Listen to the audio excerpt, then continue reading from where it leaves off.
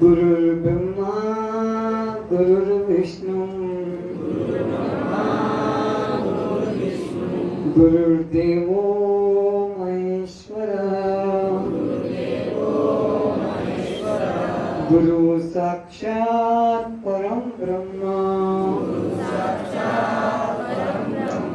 तस्मै श्री गुरुवे नमः।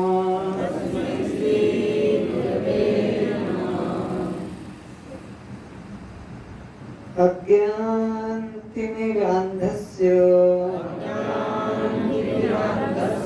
ज्ञानाञ्जनशलाकया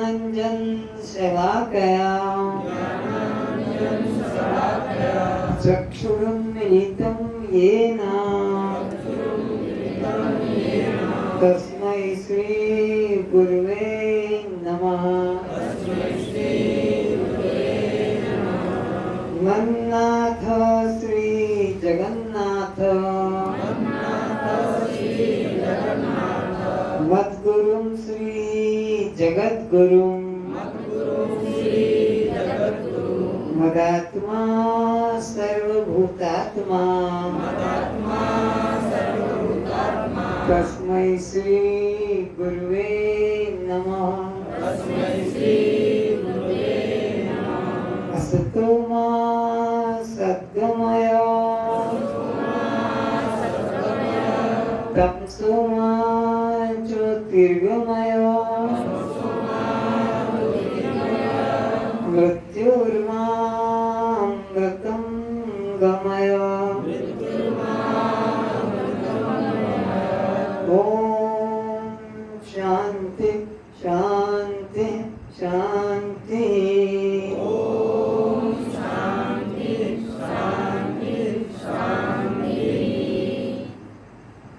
जब मैं उठती हूँ परमात्मा ही मुझ में उठते हैं। जब मैं चलती हूँ परमात्मा ही मुझ में चलते हैं।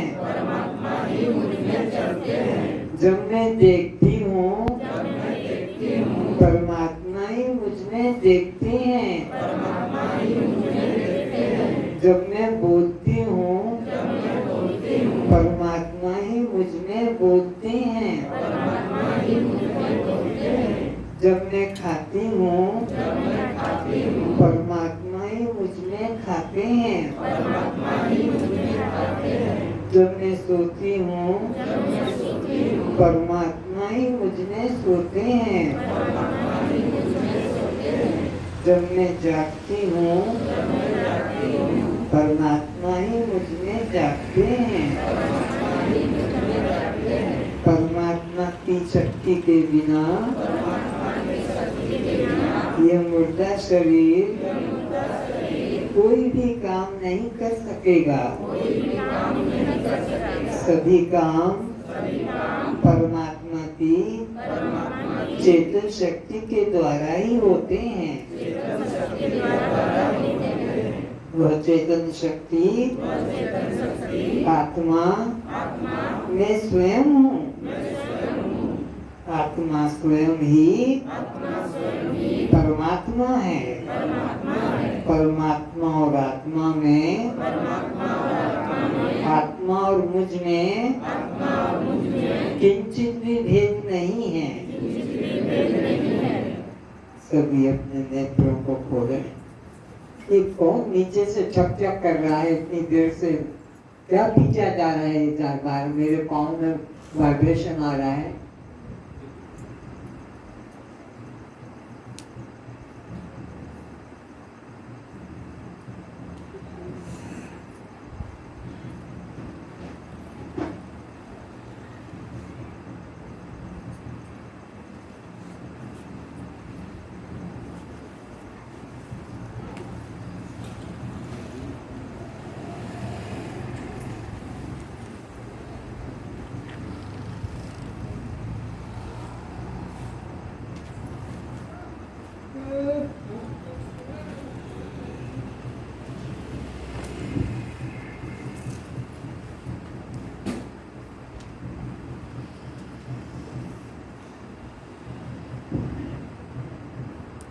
जगत सब सपना, ये संसार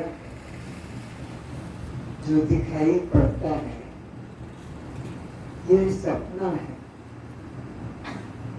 सपने का मतलब होता है जो भी उसमें क्रिया होती है नींद टूटने पर उसका कोई मूल्य नहीं। जगत सब सपना, ये जो जगत में नाना उपद्रव दिख रहे हैं, नाना प्रवृत्तियां दिख रही हैं, ये सब सपना।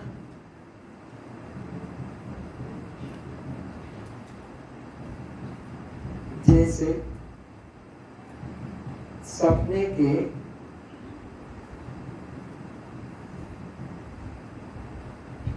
अंदर आपने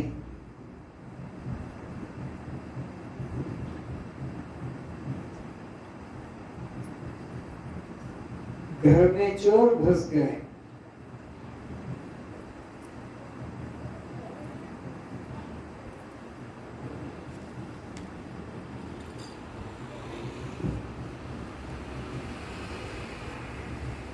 मेरे हाथ में पिस्तौल आ गया,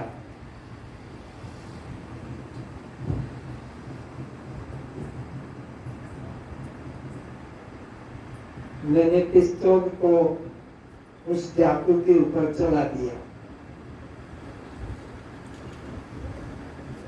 प्रसिद्ध डाकू था। क्या मेरी आवाज मेरे पाँव में टकराई? जोर जोर से धक्का कैसे आ रहा है नीचे से?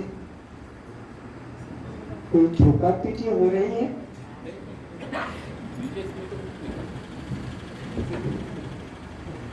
यहाँ से पाँव में लगता है।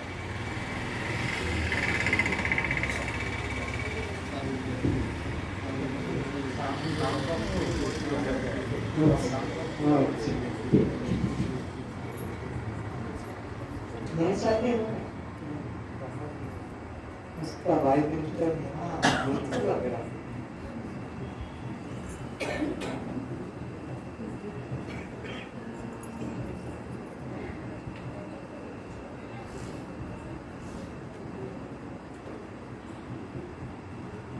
मैंने पिस्तौल मार दिया उस डाकू को। मुझे 10 लाख का पुरस्कार मिला। ये बात मैं कहाँ की बता रहा हूँ? जागृत की नहीं बता रहा हूँ। कहाँ की बता रहा हूँ? सपने में।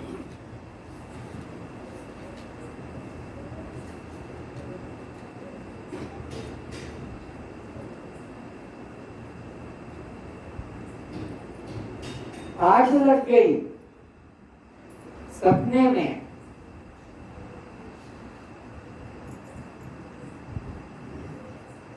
अब सोचो,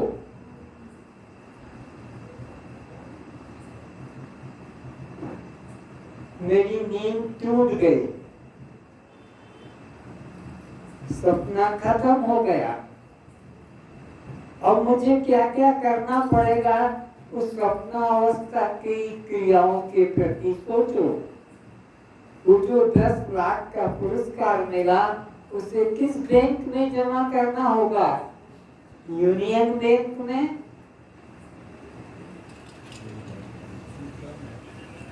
या और किसी पंजाब बैंक में? और वो जो पिस्तौल मार दिया था, मैंने घायल हो गया था, उसके लिए हॉस्पिटल से गाड़ी मंगवाना पड़ेगी।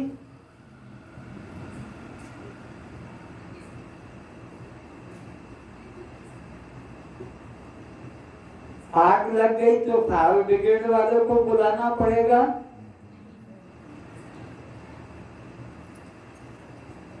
क्या उत्तर मिलेगा?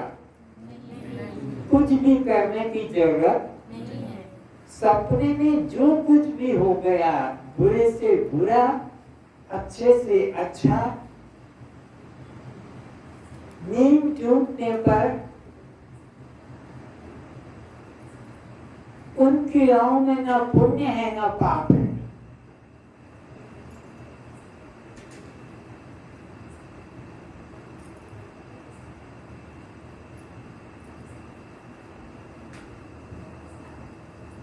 तो सपने की समस्त क्रियाओं के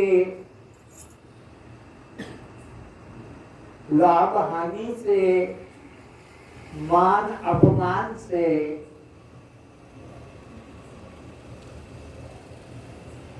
सुख दुख से बचने का रास्ता क्या है?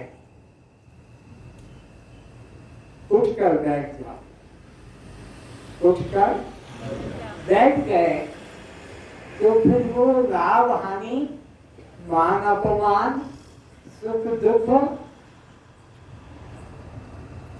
कोई आपके ऊपर स्पर्श नहीं कर सके। ये बात समझ में आ गई? बहुत सरल बात है कि सपने में हुई किसी भी प्रकार की घटना से बचने के लिए हमें अगर साधन करना है तो बिस्तर पर उठकर बैठ जाओ। नींद टूट जाए, बात खत्म, फिर और कुछ करने की जरूरत नहीं रहती। ठीक इस जागृत अवस्था में जो जो तुमने किया है अज्ञान काल से, अनादि काल से, और बहुत साधन किए, योग किया, यज्ञ किया, जप किया, तप किया, पूजा की, पाठ की, व्रत उपवास किया, ध्यान धारणा समाधि की, तीर्थ यात्राएं की, लेकिन तुम दुख से नहीं बच पाए, तुम दुख से नहीं छूट पाए। और उस दुख से छूटने का अगर कोई रास्ता है तो अपने देह भाव से उठ जाओ और आत्म भाव में बैठ जाओ, बस हो गया काम खत्म।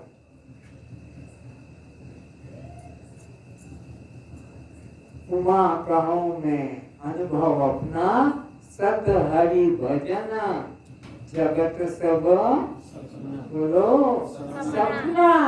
ये सारा जगत सपना में हो रहा है, तुम्हारा जीवन भी सपने में व्यतीत हुआ है और सपने में ही रोते गाते चिल्लाते दुख भोगते आए।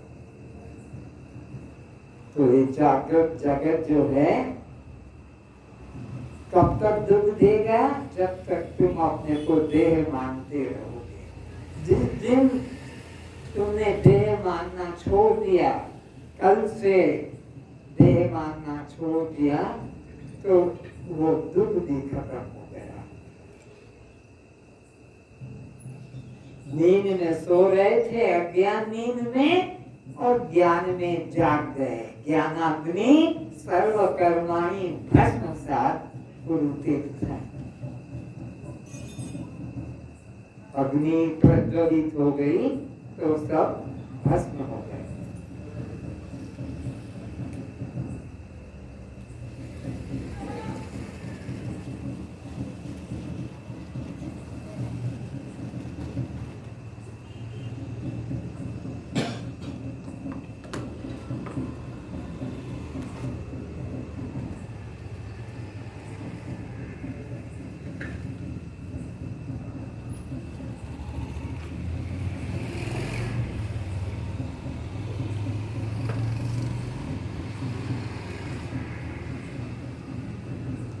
राजा जनक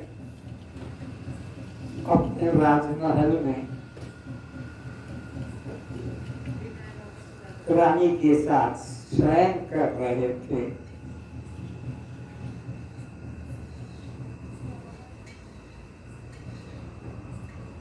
और राजा जनक ने सपने में अपने को एक भिखारी के रूप में पहचाना कि वो एक भिखारी है।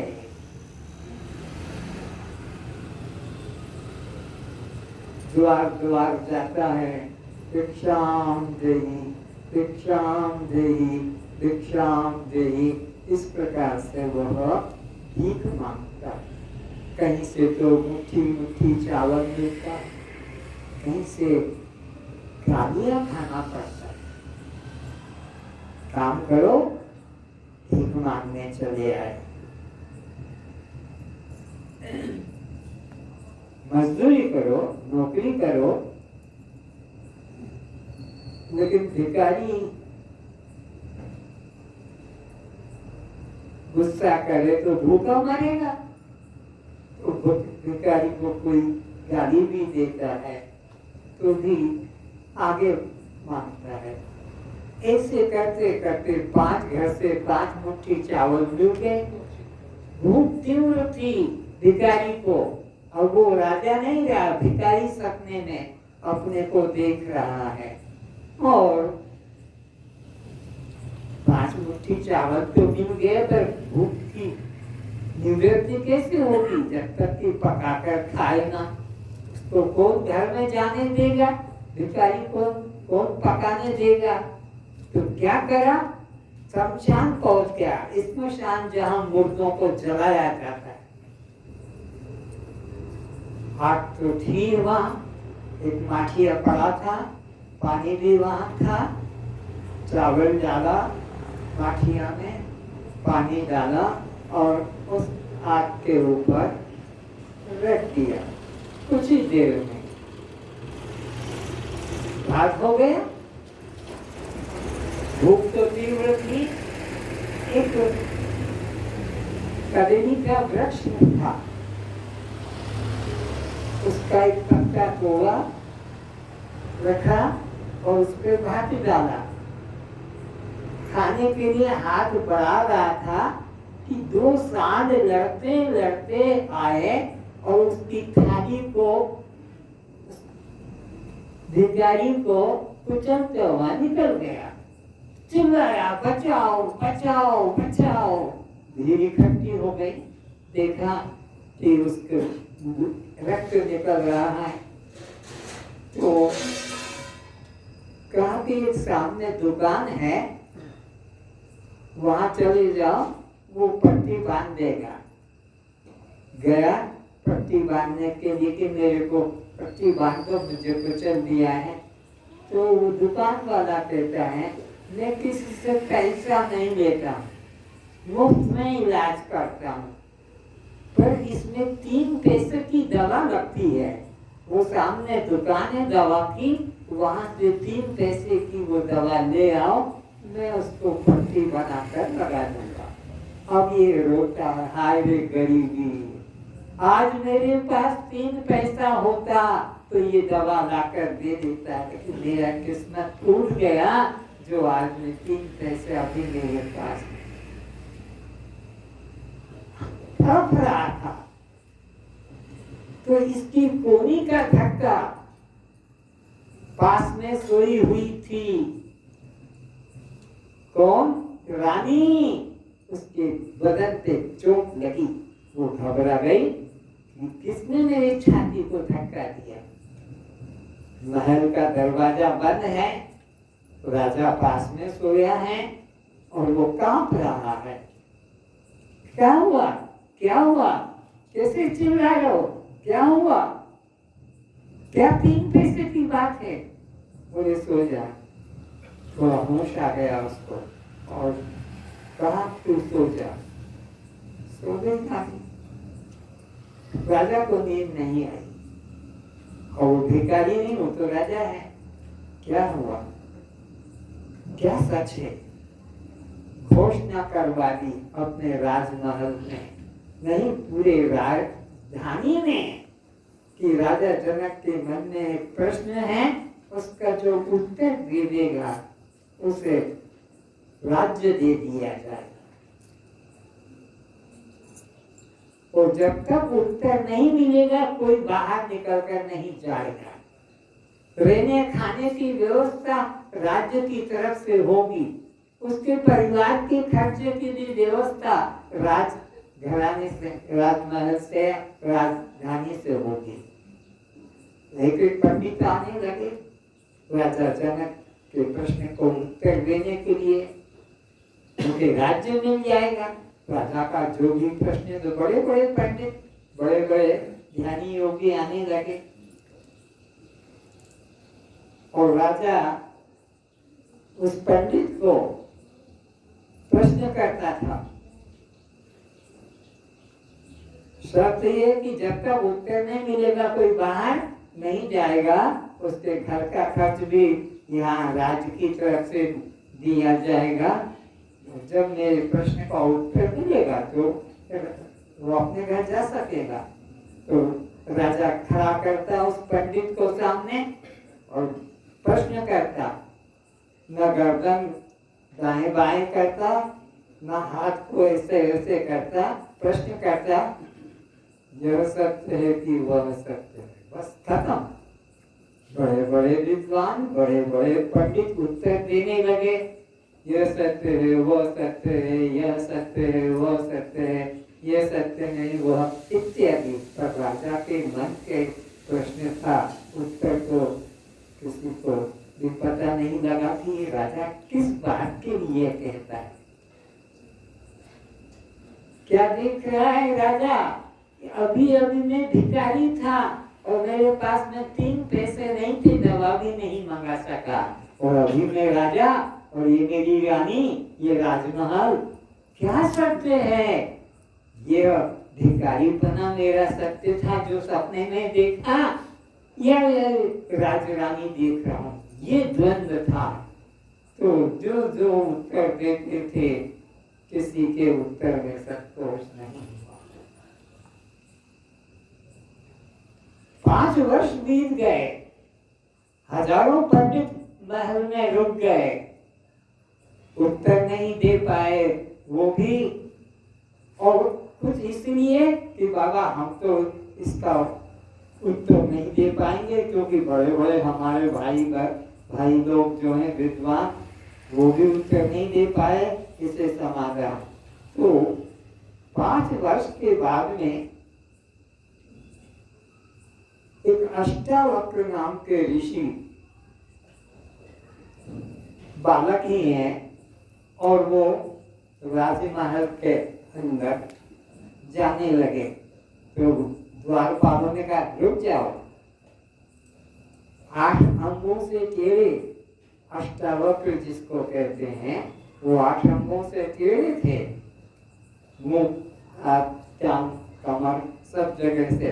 कृष्ण को त्रिभंगी कहते हैं। कृष्ण की जो भी फोटो मिलेगी, कमर अलग, टांगे अलग, गर्दन अलग, त्रिभंगी। तो अष्टावक्र की अवस्था ऐसी थी, उसका भी मैं भिखारी नहीं हूँ, न मुझे कपड़ा चाहिए, न कुछ खाने को चाहिए, तो फिर यहाँ क्या मरने को आया है? मैं आया हूँ राजा जनक के प्रश्न का उत्तर देने के लिए। अरे अपनी शक्ल देख लो, बड़े बड़े विद्वान अंदर खड़े हैं, उत्तर नहीं दे पाए, तू 10 साल का 11 साल का बच्चा क्या देगा? बोले ज्ञान से उम्र का कोई संबंध नहीं है, तो जा मरने को अंदर। और राजा जनक ने अपनी जो थी सिंहासन, उसको पहले से छोड़ दिया, क्योंकि उसने कहा था ना कि जो मेरे प्रश्न का उत्तर दे देगा मैं उससे राज्य दे दूंगा। तो उत्तर तो देगा जरूर कोई, तो राज्य भी मेरे को देना है, तो खुद नीचे बैठ, राजा जनक नीचे बैठा हुआ है, सिंहासन खाली था। अष्टावक्र धमक से कूद कर, क्योंकि टांग टेढ़ी थी, तो कूद कर जब कर से बैठ गया, और पंडित लोग हजारों बैठे हैं, वो सब देख कर कि ये राजा के सिंहासन पर आकर बैठ गया, हम सब लोगों के सामने, और हम लोग देख रहे हैं, ये सिंहासन तो उसके लिए है जो राजा जनक के प्रश्न का उत्तर देगा। तो वो सब हंस पड़े, सारे पंडित लोग हंस पड़े। सोचा इन मूर्खों को मुझे शिक्षा देना है, और इतनी जोर से हंसा अष्टावक्र बालक कि सब पंडितों की हंसी बंद हो गई। सब चुप हो गए, आश्चर्य में पड़ गए। तो जनक ने पूछा, पहले तो आप इस सिंहासन पर आकर कैसे बैठ गए? ये तो उनके लिए है जो मेरे प्रश्न का उत्तर देगा, उसको मैं सिंहासन दूंगा। तुम ये कैसे बैठ गए? और तुम्हें किस लिए हंसी आई? ये लोग हंसे, पंडित लोग। ये स्वाभाविक था कि तुम्हारी शक्ल कैसी, और ये सिंहासन तो राजा के द्वारा उसको दिया जाएगा जो मेरे प्रश्न का उत्तर देगा।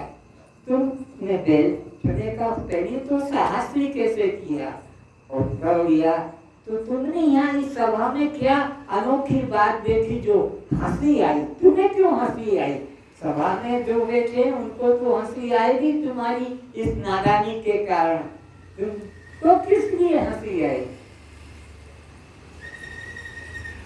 तो जनक के प्रश्न का उत्तर दे रहे, मैंने सुना था कि राजा जनक की सभा में बहुत ब्रह्म चर्चा करने वाले पंडित एकत्रित हुए हैं। तो मैं आया था कि उन ब्रह्म चर्चा करने वालों ऋषियों का, मुनियों का, पंडितों का, ज्ञानियों का दर्शन करने आया था। तो फिर क्या हुआ? मैंने तो देखा कि यहाँ सब चमार बैठे। शौक लग गया, दूर से ऐसा हो गया कि ये सब चमारों की सभा में और ब्रह्म की चर्चा हो रही है। ये मुझे आश्चर्य हुआ, इसलिए राजा जनक ने कहा, होश में बात करो। यहाँ सब द्विवेदी, त्रिवेदी, चतुर्वेदी सब उच्च कोटि के ब्राह्मण हैं, और तुमने कैसे कह दिया कि ये चमारों की सभा?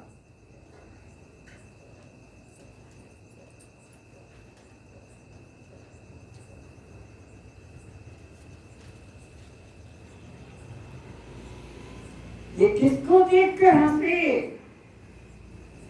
ये ब्राह्मण लोग, ये ब्रह्म चर्चा करने वाले ब्रह्म को देखकर हंसे, क्योंकि एक ब्रह्म के अलावा दूसरा कोई नहीं। ये ब्रह्म चर्चा में बात आती है, एक मेवा अद्वितीय ब्रह्म ने नानास्ति किंचन। ब्रह्म के अलावा तो किंचित भी कुछ अन्य नहीं। इन्हें क्या ब्राह्मणों को अन्य दिखा जो ये हंस पड़े? क्या इनका ब्रह्म टेढ़ा मेढ़ा है? क्या इनका ब्रह्म शरीरधारी है? ब्रह्म तो निर्गुण निराकार है, रूप रेंगनाई शून्य देही। ये किसको देखकर हंसे? ब्रह्म को देखकर हंसे कि मेरे शरीर को? बोलो। तो इस शरीर तो माता पिता के रजवीर की गंदी धातु से बना है। ये चमड़ा, चमड़े को देख कर ही तो हंसे ना टेढ़ा मेढ़ा, इसलिए मैंने इनको चमार कहा। राजा जनक भी समझ गया कि बड़ा विद्वान बालक है। तो कौन है बंदी नाम का ब्राह्मण तुम्हारी सभा में, जो इन सब ब्राह्मणों को हरा कर और पाताल लोक में पहुंचा देता है? पाताल लोक में उस बंदी नाम के ब्राह्मण का पिता यज्ञ कर रहा था। पाताल लोक में, जहाँ पृथ्वी के ऊपर स्वर्ग है, नीचे में मृत्यु लोक है, नीचे पाताल लोक है, वो यज्ञ कर रहा था। यज्ञ में ब्राह्मणों की जरूरत थी, तो यहाँ से ये ब्राह्मणों को हरा हरा कर पाताल लोक में भेज रहा था। तो बन्नी नाम का ब्राह्मण राजपुरोहित है, तो खड़ा कर उसको। बोले उसको हराने के पहले मुझे हराओ। जनक ने कहा उसे हराने के पहले मुझे हराओ। हर एक कोई व्यक्ति दारासन से लड़ाई लड़ने गांव का पहलवान नहीं जाएगा, वो प्रसिद्ध पहलवानी दारासन से लड़ेगा। तो पहले मेरे को हराओ, तब फिर तुम बंदी नाम के ब्राह्मण से शास्त्रार्थ कर सकोगे। अच्छा चल खड़ा हो, प्रश्न करो। प्रश्न करता है, वो कौन है जो खुली आंखों से सोता है? अष्टवक्र हंसता है। बस इतनी तेरी बुद्धि, बच्चों वाले प्रश्न मुझसे कर रहा है। जनक ने कहा होश में बात करो, तुम पहले मेरे प्रश्न का उत्तर दो। कौन है जो खुली आंखों से सोता है? सुन ले, वो मछली है। वो कौन है जो पैदा होकर अचल रहता है, झूठा झूठा नहीं। अरे ये बच्चों ने प्रश्न मेरे से कर रहा है, तो उत्तर को तो पता लगेगा। अंडा है, पैदा होकर झूठा झूठा अचल है। तीसरा प्रश्न, वो कौन है जो निरंतर गतिशील है? बोलो वो नदी है, कभी रुकती, निरंतर दिन रात 24 घंटे, सर्दी गर्मी वर्षा जो भी हो। जनक मन में सोचा कि ये तो विद्वान है, निश्चित करके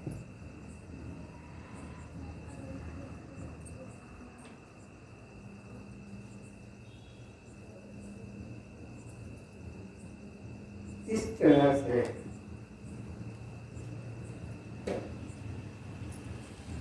जनक की सभा में वो अष्टावक्र पहुंचे। अष्टावक्र ने कहा, इन सब चमारों को बाहर करो। फिर से कथा हलवा कथा कहने हुआ चमारों का, क्योंकि तो धर्म की चर्चा हो रही थी, ब्रह्म की चर्चा तो हो नहीं रही थी। तो इनको पहले बाहर करो। ये निर्दोष ब्राह्मणों को तुमने बंदी बना के रखा है, इनके घर परिवार वाले दुखी हैं, पहले इन्हें मुक्त करो। सबको निकाल दिया। सब ब्राह्मण जो अंदर बैठे थे वो अष्टावक्र को प्रणाम करके बच्चे को अपने घर, इसकी वजह से हम मुक्त हुए और घर जा पा रहे, नहीं तो हमको तो बंदी बना के रखा था कि जब तक प्रश्न का उत्तर नहीं मिलेगा कोई बाहर नहीं जाएगा। तो सबने अष्टावक्र को प्रणाम किया और गए। अब जनक प्रश्न करने के लिए प्रस्तुत हो रहे हैं कि ध्यान से सुनो। बोलो मुझे तेरा प्रश्न नहीं सुनना है, हैं? मेरा प्रश्न नहीं सुनना है और इनको सबको तूने बाहर करवा दिया। तेरे प्रश्न को मैं जानता हूँ। कैसे जानते हो? आज तक कोई बाहर नहीं गया। जिन्होंने भी मेरे से प्रश्न किया सब अंदर है, सब अंदर है। एक भी आज पहली बार ये गांव की तरफ जा रहे। तुम मेरे प्रश्न को कैसे जानते हो? अरे मैं तेरे प्रश्न को भी जानता हूँ और तेरा प्रश्न क्यों हुआ वो भी जानता हूँ। कैसे जानते हो वो प्रश्न? सुन ले, तेरे मन में प्रश्न आ रहा है कि यह सत्य कि वो सत्य। अरे महाराज आपको कैसे पता लगा? अभी तक कोई भी बाहर नहीं गया था, एक बच्चा भी, सब अंदर थे, आपने कैसे जाना? और मेरे को ये भी पता है कि ये प्रश्न क्यों उठा है। आपको ये भी पता है प्रश्न मेरे मन में क्यों आया? मैं जो पूछ रहा था सब पंडितों से, यह सत्य कि वह सत्य। तो प्रश्न भी सुन लिया। राजा जनक आश्चर्य में पड़ गए और ये प्रश्न क्यों खड़ा हुआ वो भी बताता हूँ। क्या हुआ? एक दिन तो राजमहल में रानी के साथ सो रहा था। अरे महाराज यही घटना घटी और वहां पर मैंने देखा अपने को कि मैं भिखारी हूँ सपने में और भीख मांग रहा हूँ और इस तरह से द्वार द्वार गया जैसे तैसे अपने को राजा के महल के अंदर पहुंचा। वहां पर पंडित लोगों ने मेरे को देखकर हंसी की थी, मैंने उनको देखकर हंसा। जो अभी घटना घटनी तो तेरे को क्या कारण बना कि तेरी कोनी का धक्का रानी को लगा। अरे महाराज यही घटना घटी और अभी तुमको लगा कि मैं तो राजा हूँ और ये तो मेरी रानी है और अभी मैं भिखारी बनकर भीख मांग रहा था और एक्सीडेंट हो गया, कुचल गया था और 3 पैसे की मेरे तो मेरे मन में सुन ले, अब प्रश्न का उत्तर सुन ले। न तेरा ये राजा होना सत्य है, तो सत्य का कभी नाश, सत्य सदा जागृत में, स्वप्न में, सुषुप्ति में एक जैसा होता है। न तो तेरा राजा बना सत्य है, और वो जो तूने सपने में अपने को भिखारी देखा था, 3 पैसे तेरे पास नहीं थे और तू चावल चावल मुट्ठी मुट्ठी मांग रहा था, वो भिखारी बना भी सकते नहीं। अगर भिखारी बना सकते होगा तो तू अभी राजा बन के बैठा ही घमंड नहीं होता, तो सत्य का तीनों कालों में नाश नहीं होता है।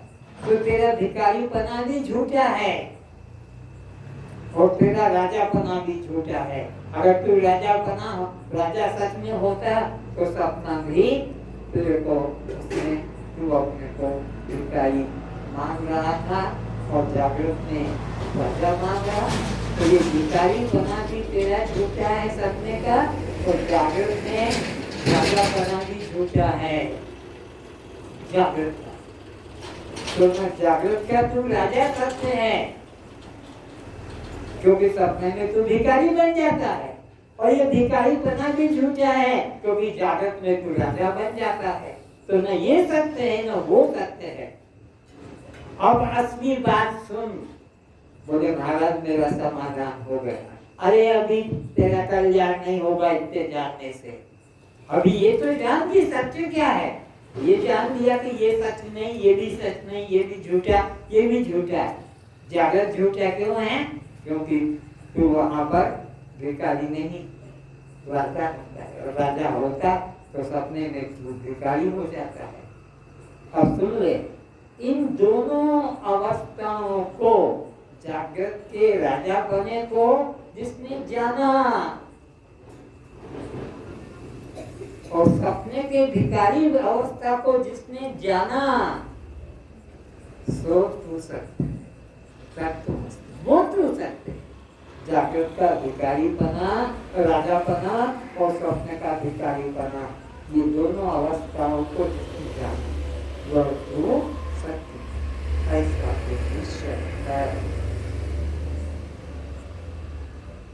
राजा पैरों में गिर गया और कहा अब आप इस सिंहासन के अधिकारी हैं, आपने समाधान दे दिया मेरे प्रश्न का उत्तर।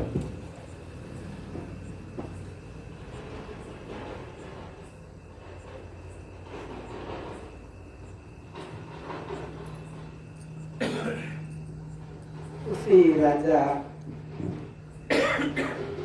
जनक के राज्य में एक गुरुकुल था। गुरुकुल में विद्यार्थी पढ़ते थे, ब्रह्म विद्या पढ़ते थे। गुरुकुल में तो एक ही काम है, ब्रह्म विद्या को। तो उसमें कहोर नाम का विद्यार्थी था, बहुत बुद्धिशाली था। वो खुद उद्यालक की लड़की भी उसी क्लास में पढ़ रही थी ब्रह्म विद्या के कोर्स में। उसका नाम सुजाता था।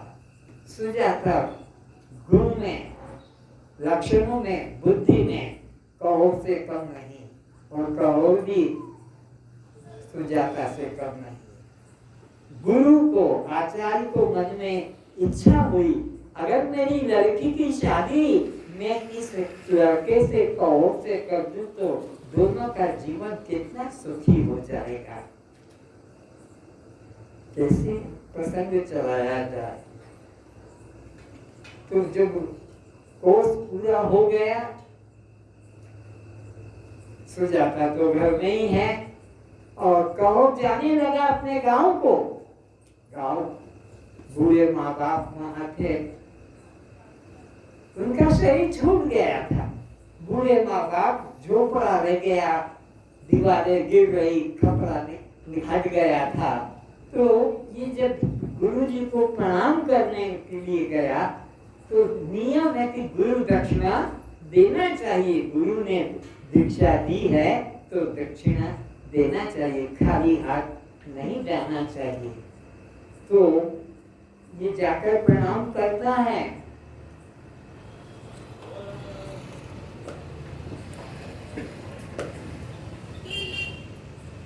तो गुरुजी आप आदेश कीजिए, मैं आपकी क्या सेवा करूं? दक्षिणा के रूप में सेवा। तो गुरु जी ने कहा तू दक्षिणा देने को प्रस्तुत है, जरूर गुरु जी, गर्दन भी काट कर देना पड़े तो गुरु आज्ञा के लिए वो भी सस्ता है। शीश कटाए जो मिली तो भी सस्ता जा। गुरु की आज्ञा पालन करने में सिर भी काट कर देना पड़े तो भी सस्ता है, क्योंकि गुरु तो अमृत दे रहे हैं और देह तो सबका मरेगा, देह तो सबका नाश होगा एक दिन। अगर गुरु आज्ञा में काटना भी पड़ा तो भी गुरु तो अमृत ही देने वाला है, गुरु अमृत की खा। तो आदेश कीजिए। अब आदेश सुनो, मेरी लड़की को तू अपनी पत्नी बना दे। तेरे समान वो भी विद्या में निपुण है। कभी सोचा भी नहीं था, कहो ने लड़कियों के तरफ ध्यान भी नहीं गया था। हम तो देखते कौन सी साड़ी वाली है, कौन से बाल वाली है, कि कौन सी ओठ वाली है।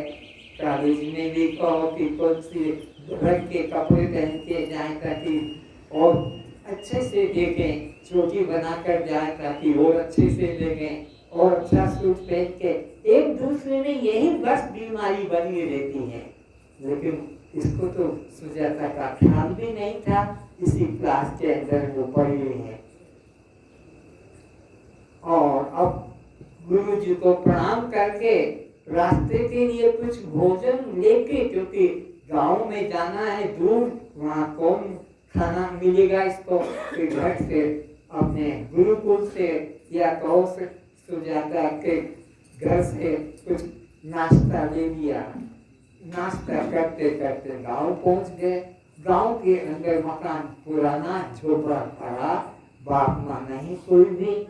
एक दिन उनको सफा करने में लग गया, फिर विचार करने लगे अब हम क्या करें, गृहस्थ जीवन तो स्वीकार कर लिया, पेट भरने के लिए क्या करें? कोई नौकरी करें, कोई खेती करें, कोई व्यापार करें।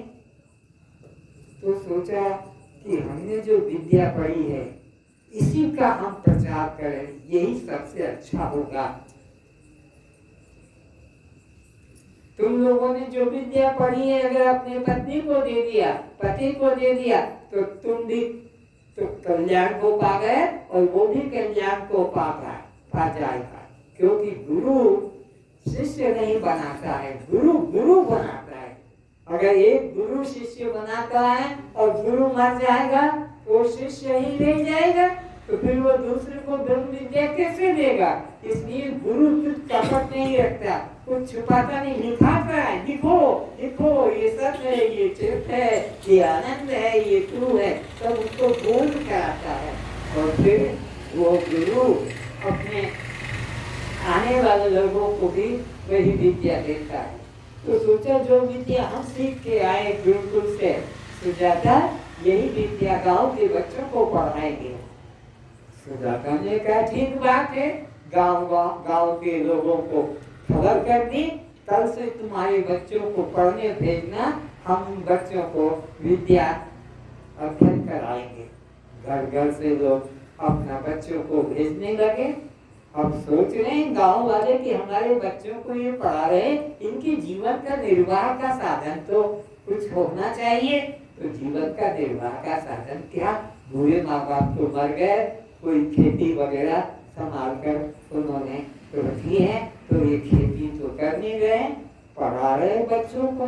तो गांव वालों ने अपने घर से सामग्री पहुंचाना शुरू कर दिया। कोई सब्जी पहुंचा देता है, कोई चावल पहुंचा देता है, कोई अपना पानी पहुंचा देता है, कोई और आटा बेसन जो भी लगता है। गांव का काम चलते गया। और एक दिन सुजाता ने कहा अब हमारे घर में इतने से काम नहीं चलेगा, एक अतिथि आने वाला है। सुजाता को पता लगा कि गर्भ में मासिक धर्म बंद हो गया, ये लक्षण है। कुछ और भी कमाई का विचार करो। विचार करते करते सोचा कि राजा जनक की सभा में जाऊंगा, वहां पर विद्वानों का इज्जत होता होगा और वहां पर मेरे को कुछ धन मिलेगा। तो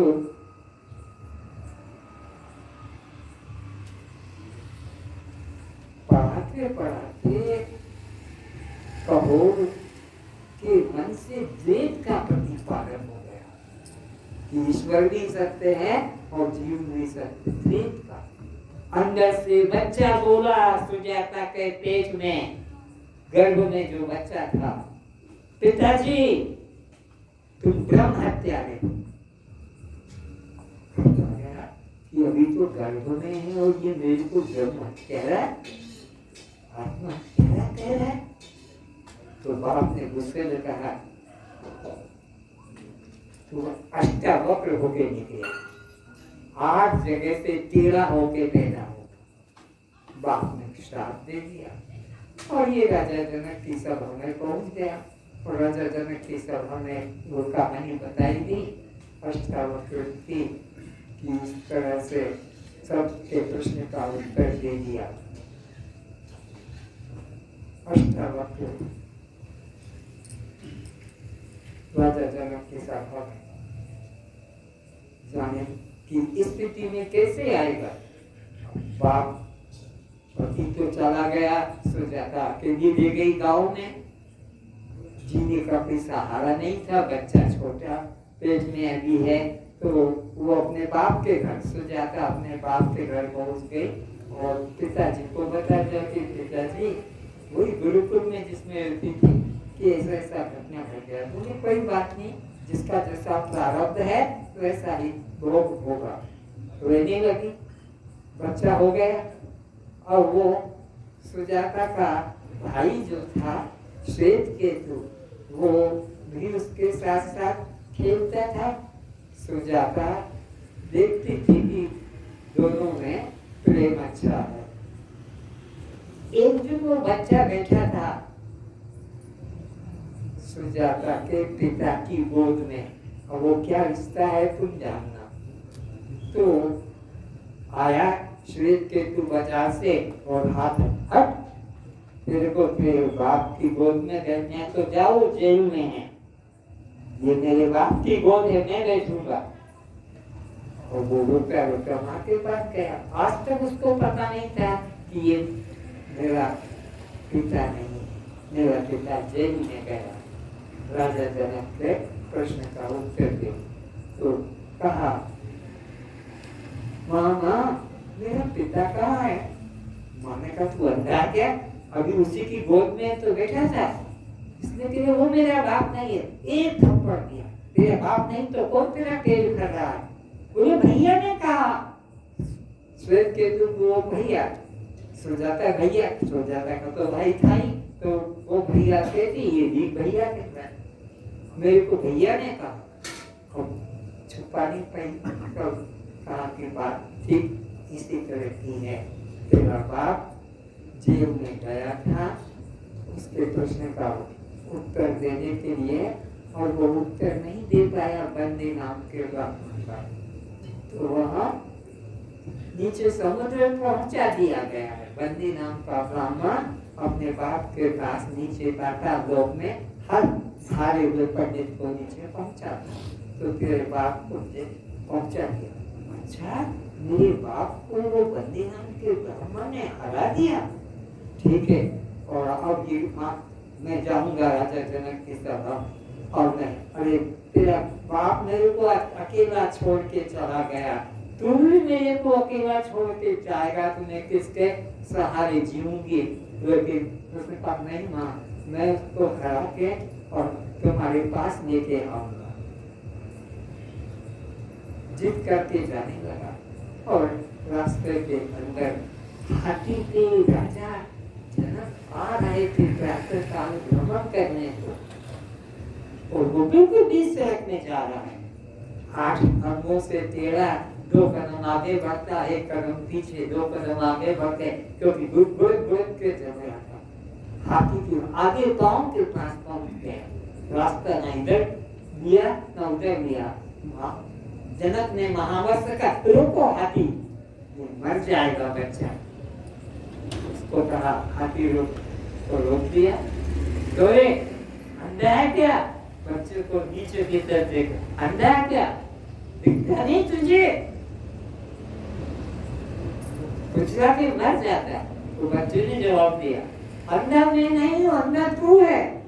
वो महावत हाथी का चौराहे वाला वो भी डर कि पूछा ना देख बच्चे को, तो क्या अंधा तू है? तेरे को दिखता नहीं है कि मैं लंगड़ा लूला अपाहिज? कोई भी समझदार व्यक्ति लंबे लूले अंधे को पहले रास्ता देते हैं। और तू हाथी पे देख के घमंड आ गया तेरा राजा बने का, शर्म नहीं आती? महावत को कहा, हाथी को एक तरफ करो, एक्सप्रेस ट्रेन को पहले जाने दो, उसको निकालने के लिए ट्रेन को जाने दो। वो बच्चा चला गया। फिर पूछा, तू कहाँ जा रहा है? बोले वो जनक है ना, उसके राज्य में, राजमहल में जा रहा हूँ। क्यों? उसने प्रश्न का उत्तर देने के लिए। और बात कहानी कहना नहीं लगा, विस्तार हो जाएगा।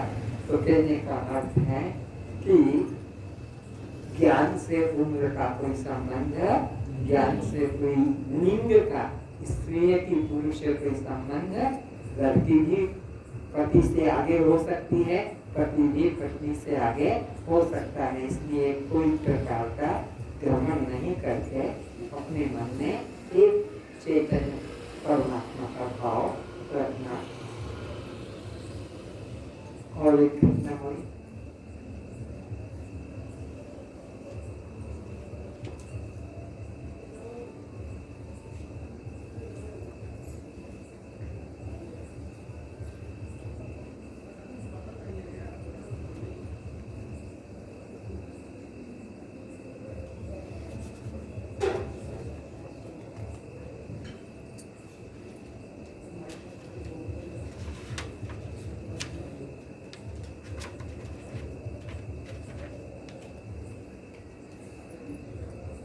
एक पंजाबी बुल्ले शाह अपने गुरु के पास जाते हैं। गुरु धान की खेती कर रहे थे। तो गुरु जी के पास जाकर बुल्ले शाह ने साष्टांग दंडवत प्रणाम किया और कहा, हे गुरुदेव, मेरे मन में एक प्रश्न है, उसका समाधान चाहिए। क्या है प्रश्न? बुल्ले शाह ने अपने गुरु से कहा कि मेरे मन में एक प्रश्न है। क्या प्रश्न है? कि ब्रह्म को कैसे पाया जाए, ब्रह्म को कैसे प्राप्त किया जाए। तो वो पंजाबी संत जो धान की खेती कर रहे थे, तो धान की खेती का एक तरीका है, इधर पैदा किया जाता है, फिर वहां से निकालकर दूसरी जगह उसको फिर बोया जाता है। तो वो प्रश्न जब किया कि ब्रह्म को कैसे पाया जाए, तो गुरु ने उत्तर दिया, ओ बुल्ले, अपने शिष्य को, रथ कब क्यों होना, ब्रह्म को पाने में क्या आश्चर्य है। जो कहता है मेरे को अभी तक समझ में नहीं आया, इतने दिन आपके पास बैठा, इतनी क्लासेस सुन ली, इतने उपदेश सुन लिए, इतनी परिभाषा सब, लेकिन मेरे को तो ब्रह्म का कुछ समझ में नहीं आया। तो गुरु ने क्या कहा, ओ बुल्ले, रथ का क्यों होना, एब्रो का चुप के, एब्रो का चुप के और एब्रो लाओ।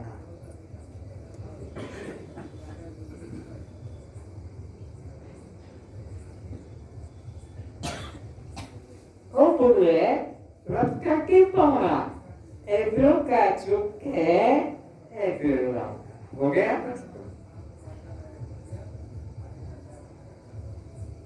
समझ में नहीं आया। ब्रह्म को पाने के लिए क्या करना है? ये जो तुमने यहाँ पर चिन्ह लगा रखा है, इसको निकालो यहाँ से और इसको रुके।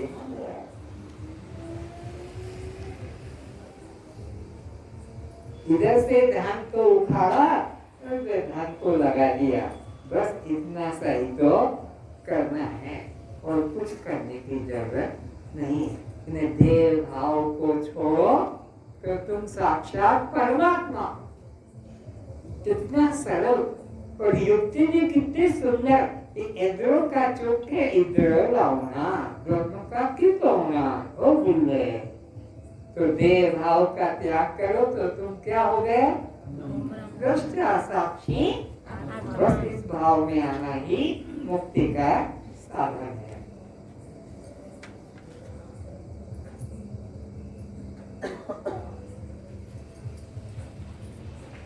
और एक महत्वपूर्ण विषय है, एक बार प्रजापति ने घोषणा की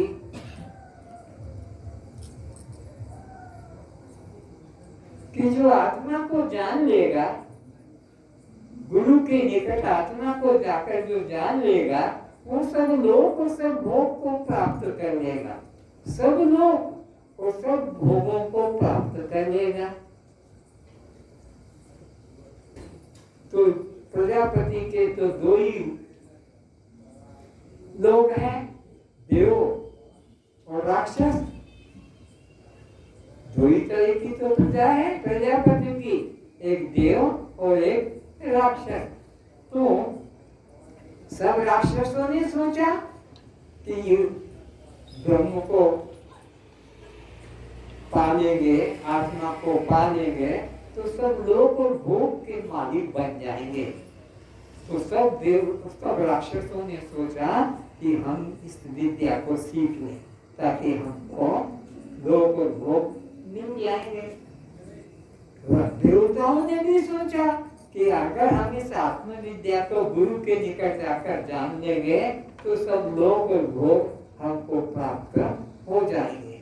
ऐसा मन ने विचार किया।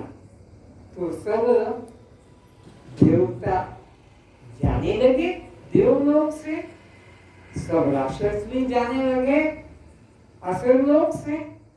तो घर में जो बुरे लोग थे, असुर योनि वालों के पिता माता बूढ़े और देव योनि वालों के देवताओं के पिता माता बूढ़े, तो ये चिल्लाए, अरे अरे तुम हमें ऐसी असहाय अवस्था में, इस वृद्ध अवस्था में छोड़ के मत जाओ, हम किसके सहारे जीवन काटेंगे, तुम सब चले जाओगे तो ना ना ऐसा मत करो। तो देवताओं के तरफ से गुरु ने कहा, तुम एक काम करो, एक चुनाव करो और चुनाव में जो जीत जाएगा उसको गुरुकुल भेज दो, वो विद्या सीख के आएगा, तुम सबको सिखा देगा। सबको जाने की जरूरत नहीं, बात भी समझ में आ गई कि हम चुनाव करें और चुनाव में जो जीत जाएगा वो प्रजापति के पास जाकर ब्रह्म विद्या सीख कर हम सबको सिखाएगा। राक्षसों की तरफ से भी यही निर्णय हो गया कि एक को चुन लिया जाए और वो सीख कर आएगा, हम सबको राक्षसों को समझा देगा। तो देवताओं की तरफ से इंद्र को चुना गया और राक्षसों की तरफ से विरोचन को चुना गया। और अब इंद्र देवताओं की तरफ से चुना गया और प्रजापति की तरफ जा रहा है, गुरुकुल की तरफ। और वह विरोचन भी अपने राक्षस योनियों को छोड़कर असुर धाम से निकलकर देव योनि की तरफ गुरुकुल की तरफ जा रहा है। गुरुकुल की तरफ दोनों जा रहे हैं, राक्षस की तरफ से विरोचन और देवताओं की तरफ से इंद्र। अब इंद्र तो सात्विक आहारी है, शुद्ध आहार करने वाला, विचारशील है। उसने सोचा हम गुरुकुल से में जाएंगे गुरु के पास, तो अगर मन में राग द्वेष होगा तो गुरु हमको ब्रह्म विद्या का अधिकारी नहीं समझेगा, भगा देगा, भागो तुम इसके अधिकारी नहीं हो। तो इसलिए हमारे मन में वैर भाव, तो वैर भाव अभी तक तो था, लेकिन अब हम गुरु आश्रम में जा रहे हैं तो आगे बढ़ के दोनों हाथ ऐसे फैलाए, विरोचन से आओ भाई, अब हम गुरु भाई हैं, गुरुकुल जा रहे हैं, तो हमारे मन में भाई का भाव रहना चाहिए, वैर भाव नहीं रहना चाहिए। तो वैर भाव वालों को ब्रह्म विद्या नहीं मिलती है, शत्रु भाव वाला को ब्रह्म हत्यारा। आपको बताया था कि किसी एक के प्रति शत्रु भाव है तो ब्रह्म हत्यारा कहलाएगा, और अपने प्रति देव भाव है तो वह आत्महत्या कहलाएगा। तो उस विरोचन कपटी ने हाँ ठीक है उसको अपने हृदय से लगने नहीं दिया और उसको अलग कर दिया। दोनों गुरुद्वार पर पहुंचे, इंद्र ने जाके गुरु को साष्टांग प्रणाम किया। वो प्रणाम कर रहा है और मन मन में प्रार्थना कर रहा है, अस्तु मां कमसु मां मृत्युर्मां। गुरु से तो यही प्रार्थना करना है, लड़का होगा कि लड़की, नौकरी लगेगी कि नहीं, परीक्षा में पास होगा कि नहीं, ये सब संसारी बातें गुरु के पास कभी भी नहीं करना है, कभी भी नहीं कहना है, ये सब बंधन के नरक के कारण है। तो शुद्ध प्रार्थना की, अस्तु मां सद्गमय कंसो मां ज्योतिर्गमय और मृत्युर्मां अमृतोपमय। ये प्रार्थना अंदर मन मन में कर रहा है, चिल्ला के बोल के नहीं कर रहा है। अब वो विरोचन खड़ा है गुरु के सामने और पूछा, तुम कौन हो, कहां से आए हो और किस लिए आए हो? इंद्र ने तो बता दिया कि मैं देवनगरी से आया हूं और ब्रह्म विद्या सीखने आया हूं और मेरा नाम इंद्र है। नाम बता दिया, स्थान बता दिया और आने का उद्देश्य बता दिया। तो अब वो तो नीचे झुक रहा है गुरु, कब? जब शिष्य नीचे, जब वो खड़ा था तो उससे ऐसे गर्दन करके था, वहां से तुम्हारा परिचय दो, क्या नाम है, कहां से आए हो और क्यों आए हो? इंद्र ने तो प्रार्थना की थी तो पाँव में पड़ा था, अस्तु मां सद्गमय। खड़ा है तो उससे पूछा, तो कहता मेरा नाम विरोचन है और मैं असुर नगरी से आया हूं। गुरु ने कहा वो तो देख के ही पता लग गया, क्यों कि साष्टांग प्रणाम किया नहीं गुरु के आगे। तो ये सब बैठ के प्रार्थना करता है, तो ऐसे हाथ रखते तो ये सोचो ये अधिकारी, और मैं भी ब्रह्म विद्या सीखने आया और क्या कहा, इसको पढ़ा रहने दो, इसको बाद में देना, मेरे को पहले दे दो, मेरे पास ज्यादा टाइम नहीं।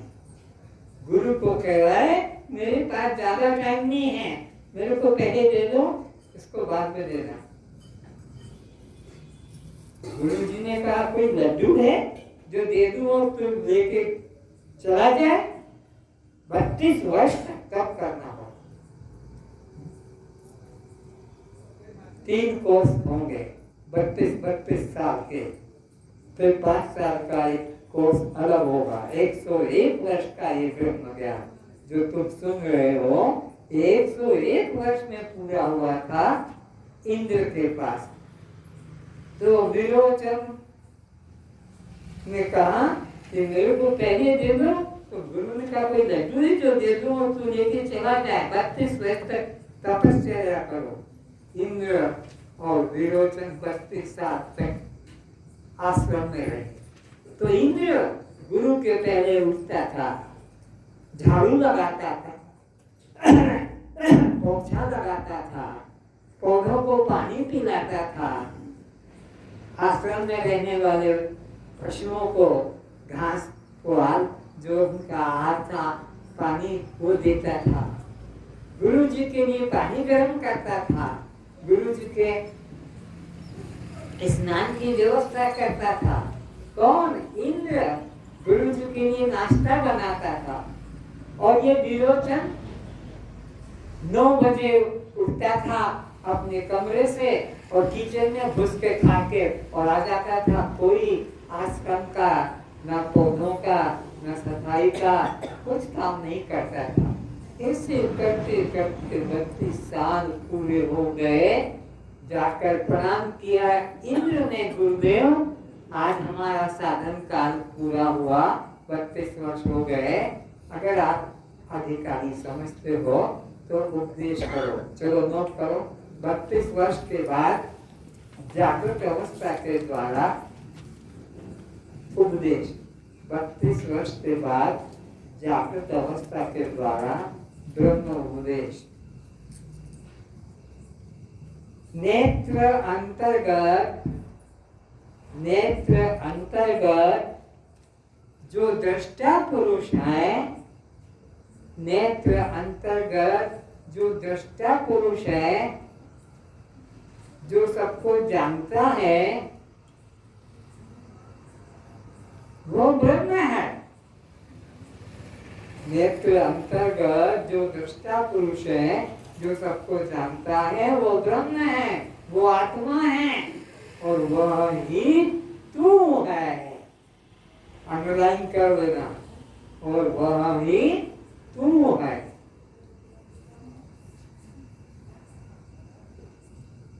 अब उपदेश खत्म हो गया और गुरु ने कहा, अब तुमने दोनों ने क्या अनुभव किया वो मुझे बताओ। मेरे उपदेश को सुनकर ध्यान से देखना। इंद्र देखता है विरोचन की आंख में, विरोचन देखता है इंद्र की आंख में। तो एक दूसरे की आंख में अपना ही प्रतिबिंब छोटी सी काली सी टिकिया में दिखता है।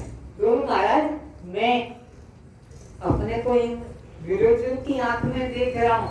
विरोचन कहता है मैं इंद्र की आंख में देख रहा हूँ। गुरु जी ने 32 वर्ष तक इन्होंने यहाँ रहकर तप किया, लेकिन इसको विवेक नहीं जगा। आँख के अंदर जो प्रतिबिंब पड़ रहा था अपना, उसी को ब्रह्म मान गए। जबकि गुरु ने कहा था नेत्र अंतर्गत जो दृष्टा पुरुष है, इस आँख के अंदर जो देखने वाला है, जो सबको, वो ब्रह्म है, देखने वाला। और ये क्या समझ गए, जो दिख रहा है आँख में उल्टा समझ गए। गुरु ने कहा अच्छा वो तेल की कड़ा में देखो और फिर अपना अनुभव बताओ। सोचा भूल हो गई है, अभी ठीक हो जाएगा। तो देखा तो महाराज जैसे हम लंबे चौड़े दिखाई पड़ते हैं, ऐसा वो हमारा आत्मा भी दिखाई पड़ता है। गुरु ने सोचा अभी भी यह अपने देह के ही प्रतिबिंब को, रिफ्लेक्शन को मान रहे हैं, आत्मा को नहीं जानते। अच्छा जाओ वो सामने दर्पण है, उसमें देख के अपना अनुभव बताओ। देखा कि जैसे मेरी दाढ़ी है, जैसे मेरे बाल हैं, जैसे मेरी जटा है, जैसा मेरा शरीर है, ऐसा का ऐसे वो परमात्मा है। बोले महाराज जैसे हम अपने को दाढ़ी, मूंछ, बाल, चोटी, जटा युक्त देख रहे हैं, वो साकार से हमारा आत्मा। सोचा ये ब्रह्म ज्ञान के अधिकारी, इनको ब्रह्म ज्ञान नहीं होगा तो उनका तो देह भाव पूछ के भरा है। देह कोई सजाने में लगे हैं, देह कोई दिखाने में लगे हैं, देह का ही नाम रूप जाति का संबंध का अहंकार। तो फिर कहा अच्छा तुम जो कपड़े पहन के आए थे, जो श्रृंगार युक्त आए थे,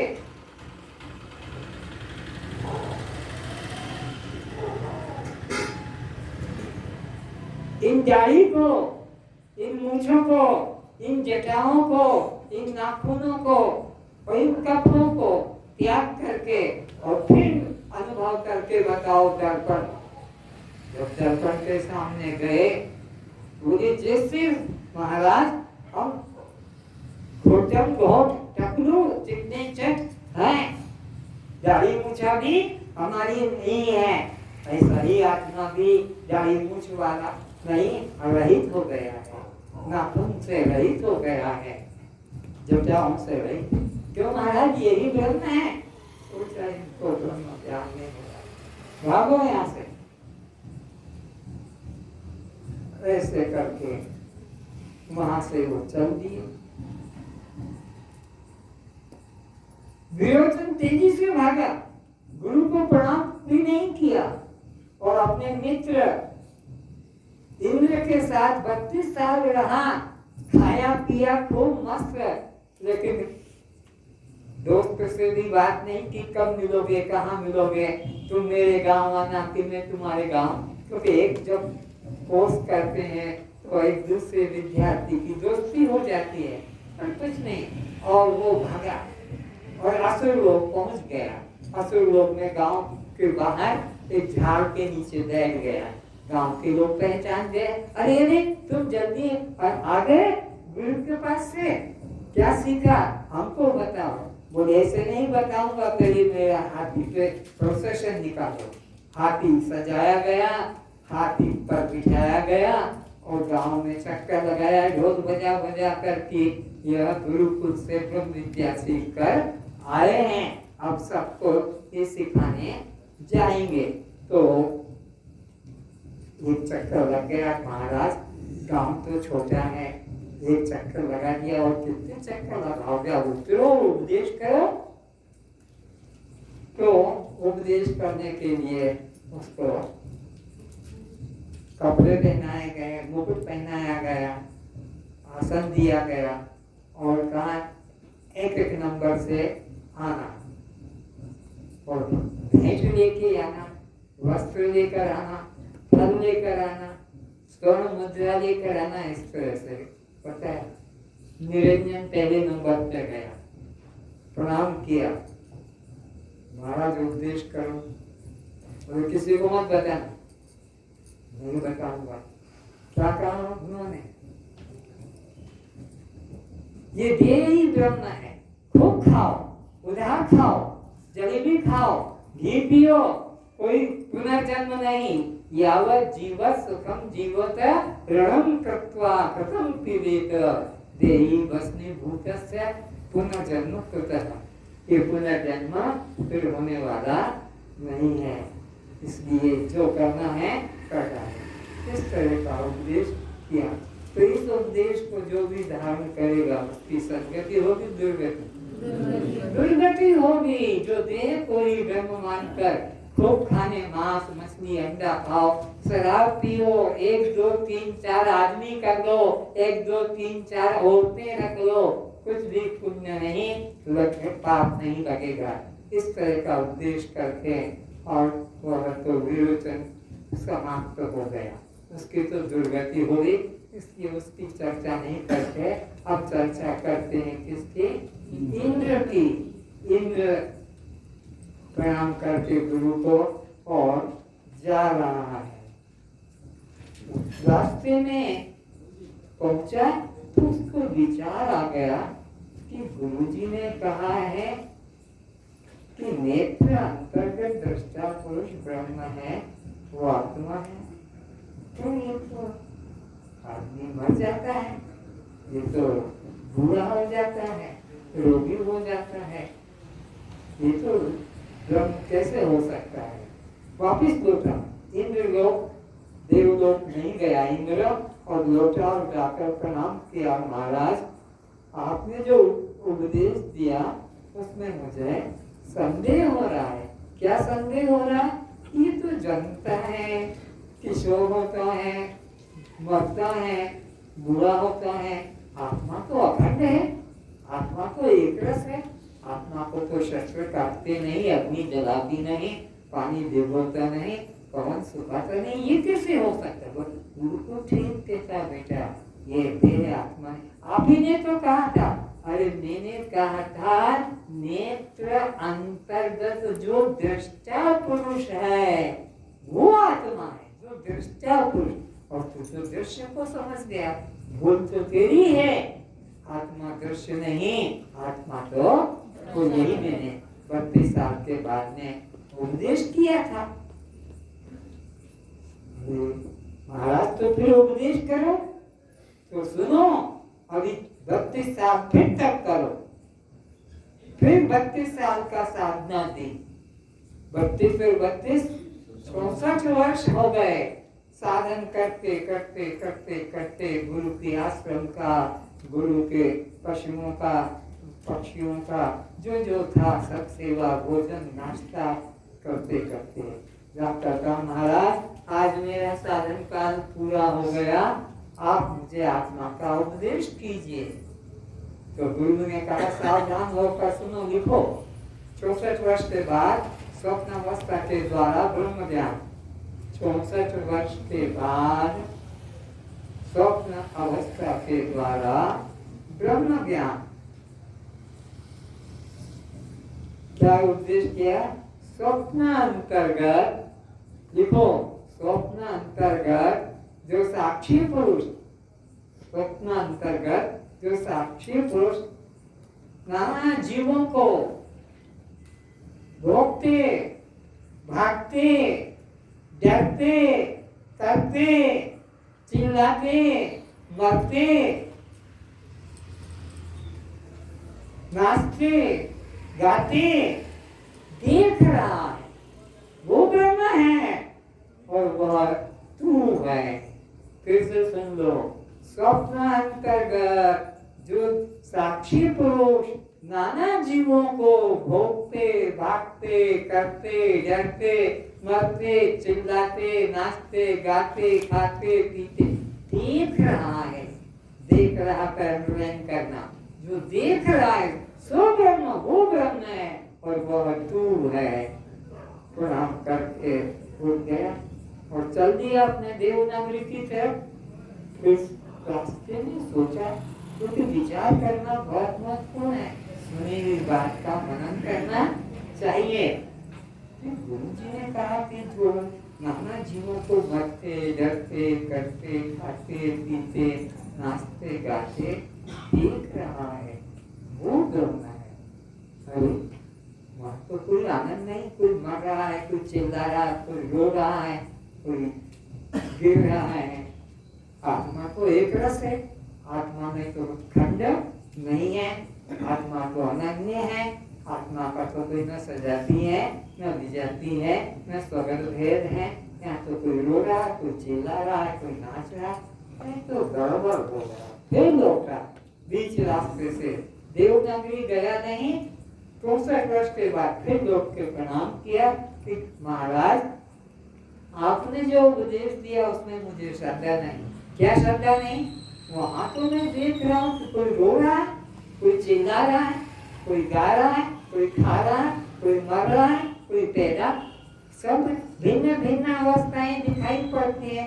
आत्मा तो निराकार है, आत्मा तो एक है, आत्मा तो अखंड है, आत्मा तो आनंद है। वहां तो लोग रो रहे हैं, ये तो आत्मा नहीं, बलूर उठे थे, तूने ठीक समझा। अभी ने तो कहा था, अरे मैंने तो कहा था कि नेत्र अंतर्गत जो साक्षी पुरुष है वो ब्रह्म है, और तू साक्षी को ब्रह्म मान गया।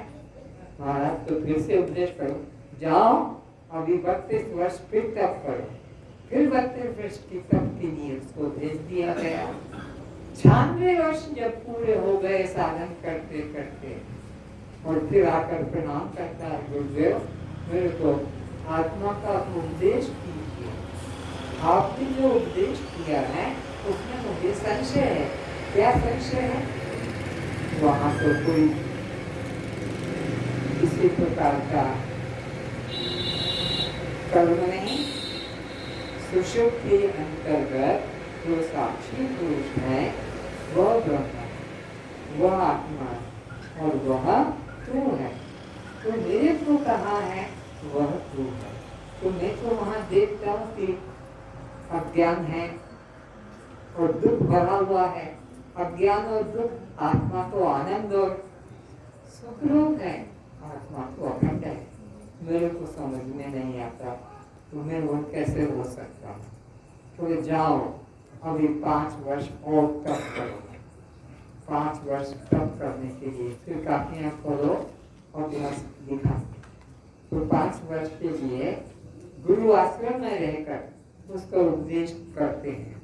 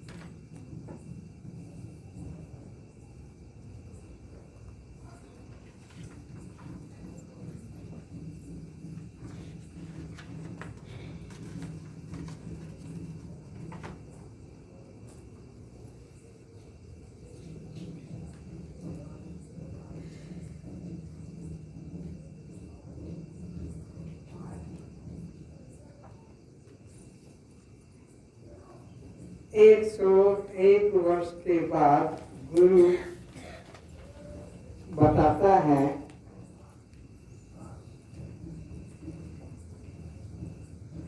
जो यह नोट करो, जो यह अनुभव करता है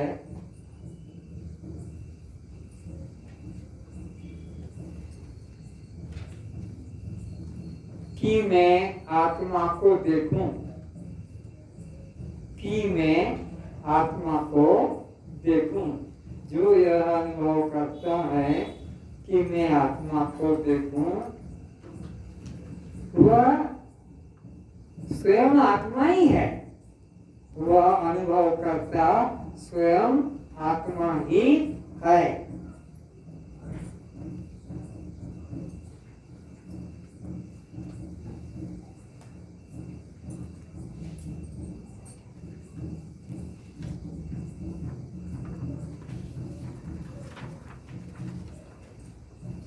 जो यह अनुभव करता है कि मैं आत्मा को सुनूं,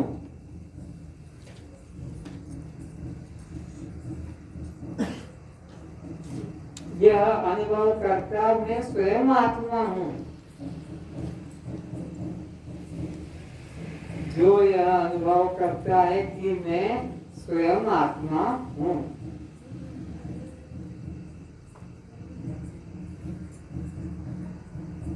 सुनने की इच्छा मेरे मन में हुई है। लिखने में आलस मत करना, मैं दो बार बोलता हूँ। सुनने की इच्छा मेरे मन में हुई है। सुनने का द्वार मेरे कान है। सुनने की इच्छा मेरे मन में हुई है। सुनने का द्वार मेरे कान है। और यह अनुभव करता मैं स्वयं आत्मा, और यह अनुभव करता मैं स्वयं आत्मा हूँ। एक इंद्रिय की बात बताई है, अब दूसरी इंद्रिय की बात सुनो, छूने की बात सुनो। ये छूने की इच्छा मेरे मन में हुई है। छूने का द्वार मेरी त्वचा है। यह छूने की इच्छा मेरे मन में हुई है। छूने का द्वार मेरी त्वचा है। और यह अनुभव करता मैं स्वयं आत्मा हूँ। और यह स्पर्श का अनुभव करता मैं स्वयं आत्मा हूँ। और यह स्पर्श का अनुभव करता मैं स्वयं आत्मा हूँ। ये दूसरे तरीका। तीसरे तरीका से सबका एक ही फार्मूला है, इंद्रियां अलग अलग है, विषय अलग है। जो यह अनुभव करता है कि मैं इसे चखकर देखूं, जो यह अनुभव करता है कि मैं इसे चखकर देखूं जिह्वा द्वारा, ये चखने की इच्छा मेरे मन में हुई है। यह चखने की इच्छा मेरे मन में हुई है। चखने का द्वार मेरी जिह्वा है। चखने का द्वार मेरी जिह्वा है। फिर से बोलता हूँ, यह अनुभव करता मैं स्वयं आत्मा हूँ। यह चखने की इच्छा मेरे मन में हुई है। चखने का द्वार मेरी जिह्वा है।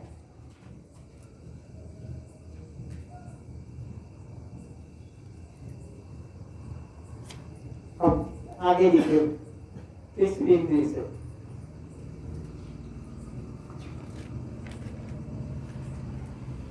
यह देखने की इच्छा मेरे मन में हुई है। यह देखने की इच्छा मेरे मन में हुई है। देखने का द्वार मेरे नेत्र हैं। देखने का द्वार मेरे नेत्र हैं। और यह दृश्य का अनुभव करता, और यह दृश्य का अनुभव करता मैं स्वयं आत्मा हूँ।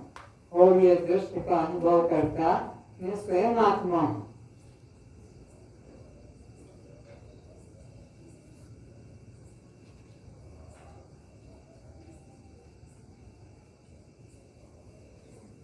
ये सुनने की इच्छा मेरे मन में हुई है। यह सूंघने की इच्छा मेरे मन में हुई है। सूंघने का द्वार मेरी नासिका है। सूंघने का द्वार मेरी नासिका है।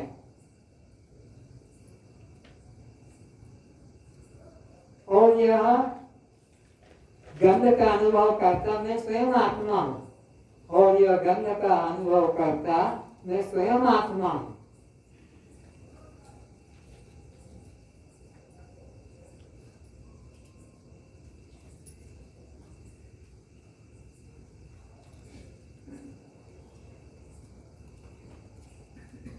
आत्मा को जानने की इच्छा मेरे मन में हुई है। आत्मा को जानने की इच्छा मेरे मन में हुई है।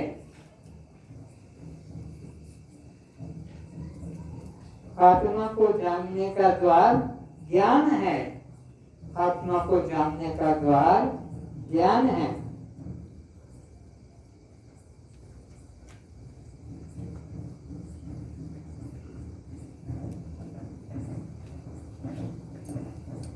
तो टोटल में लिख लो अलग से। अनुभव करता मैं स्वयं आत्मा हूं। इच्छा मन में होती है और इंद्रियां विषयों के द्वार हैं। और इंद्रियां विषयों के द्वार हैं।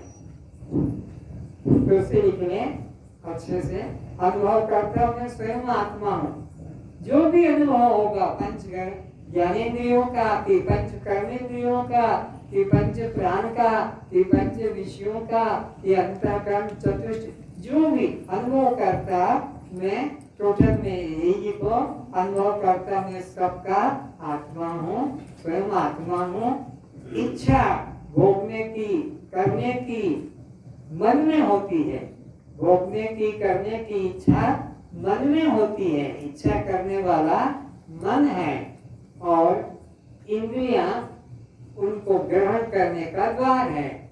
और इंद्रियां श्रोत्र त्वचा चक्षु जिह्वा इंद्रिय वाक् पान कादि पस्पुदा ये इंद्रियां हैं।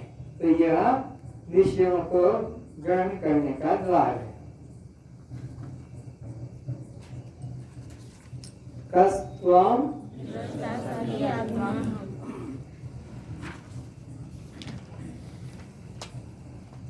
लिखने में किसी को असुविधा हुई है तो मैं उसको फिर से बोल देता हूँ ताकि तुम्हारी गलती को तुम ठीक कर सको।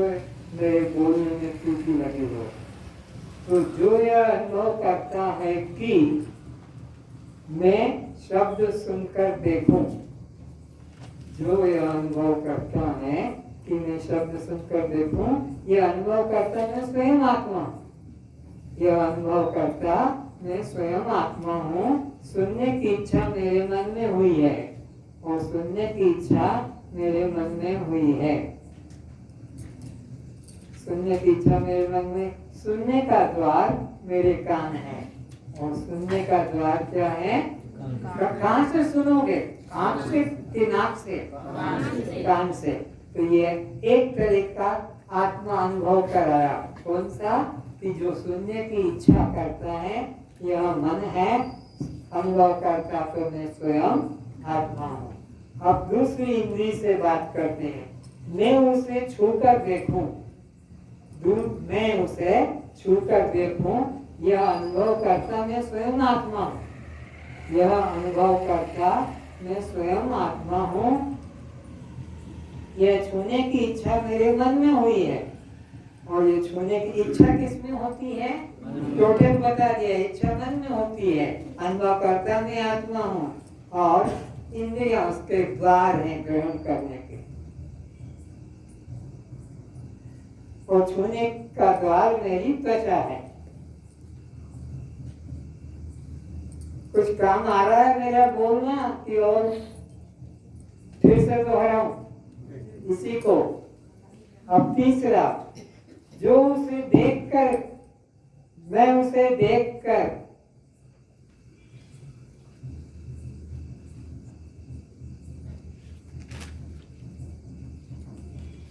मैं उसे देख कर जानना चाहता हूँ।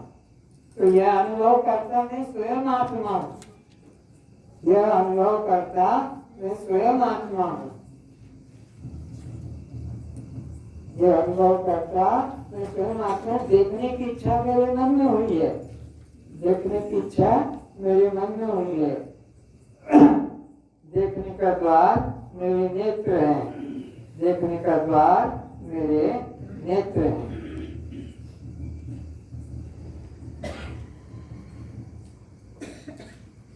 मैं परमात्मा को जानूं, मैं परमात्मा को जानूं, यह अनुभव करता मैं स्वयं आत्मा हूँ, यह अनुभव करता मैं स्वयं आत्मा हूँ।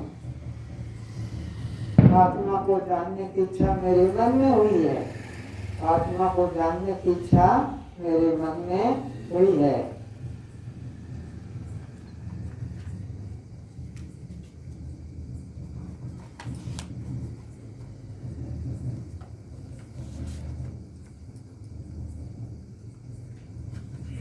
ये जो मैं आपको बताया है, आप उपनिषद, छांदोग्य उपनिषद का नाम निकले, छठा अध्याय, छांदोग्य उपनिषद के छठे अध्याय में ये पूरा क्रम इसी प्रकार से लिखाया गया, बताया गया है।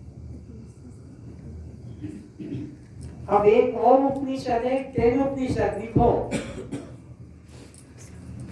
इसमें और तरीके से आत्मा का अनुभव कराया, वो भी बहुत समझने योग्य है, नोट करते जाना। केन उपनिषद का प्रथम अध्याय, केन उपनिषद के प्रथम अध्याय में आत्मा अनुभूति का मार्ग बताया है।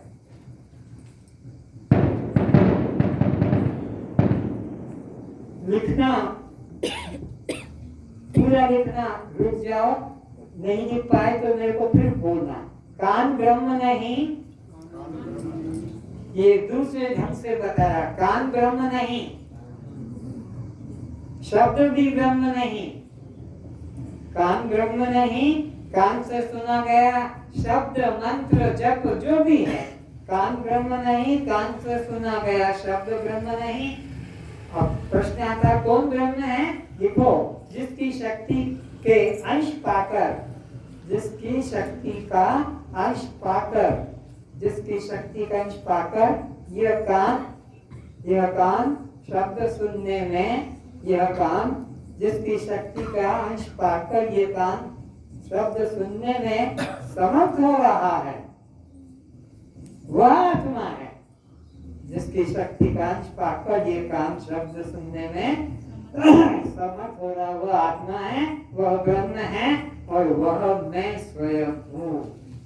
वहां तो लिखा है वह तू है, लेकिन उसको आपको क्या समझना, वह मैं हूँ। ये हुआ, बोलो हाँ, आगे बढ़ूं। दूसरा तरीका, आंख ब्रह्म नहीं, आंख ब्रह्म नहीं, रूप ब्रह्म नहीं, आंख ब्रह्म नहीं और रूप भी ब्रह्म।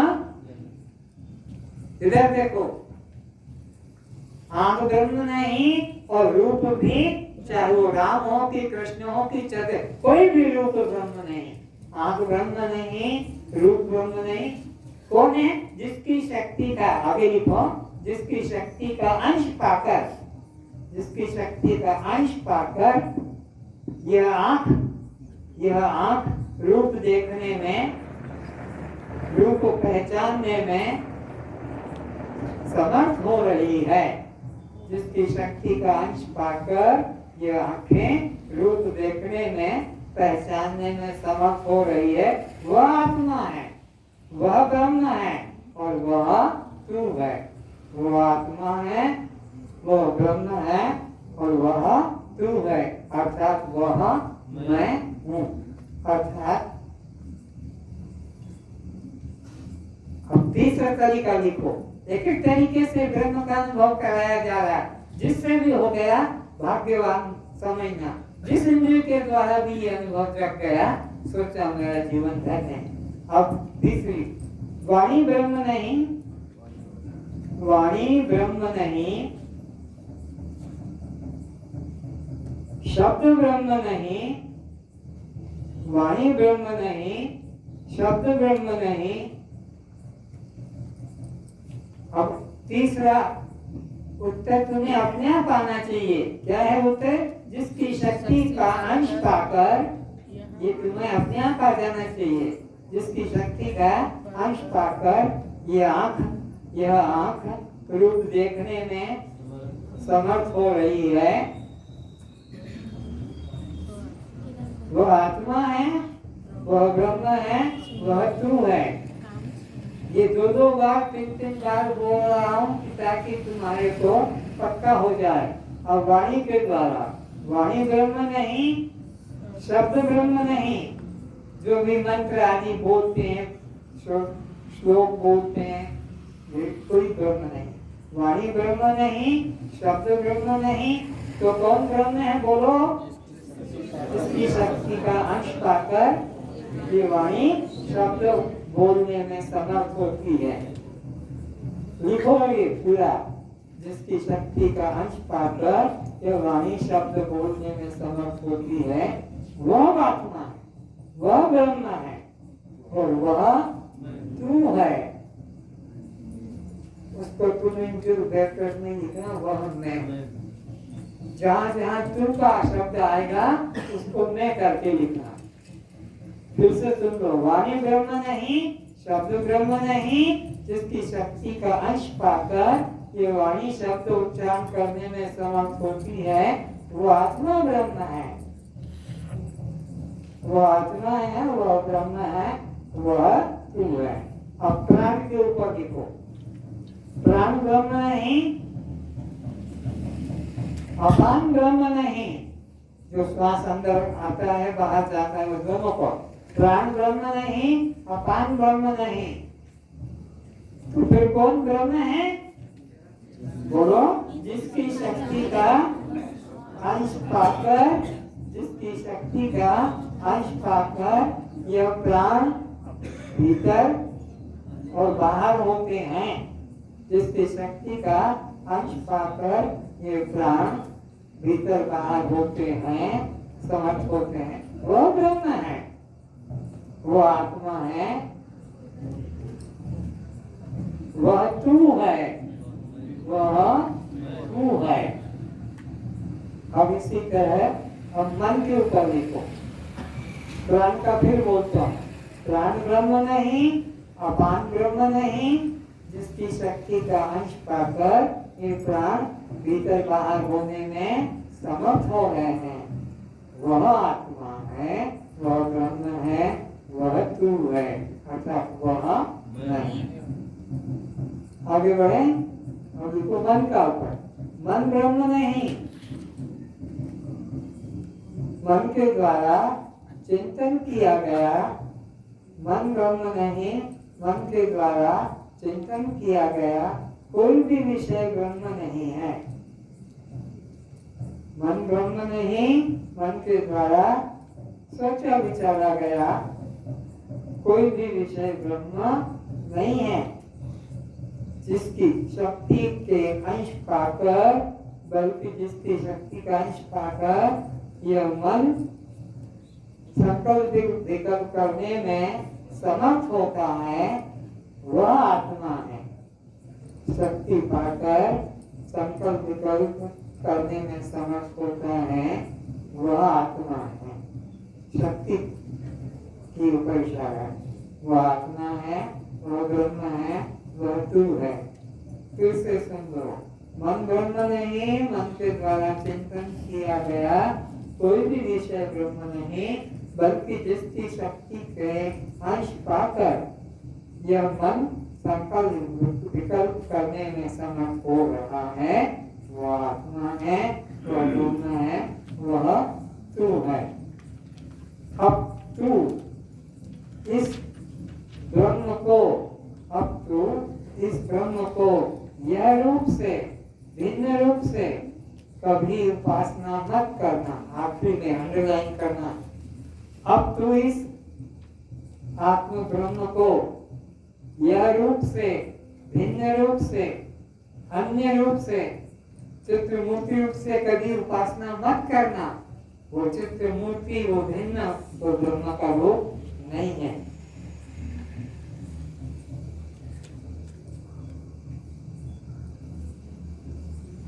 ब्रह्म रूप पहचानो साधो, कागज दिया गया था, उसका भजन अभी दोहराया जाए। शुरू करो, सब लोग दोहराएंगे।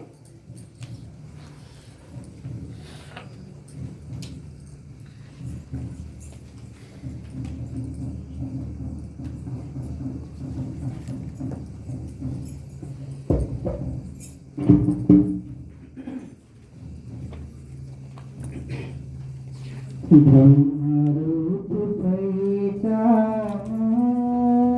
साधो,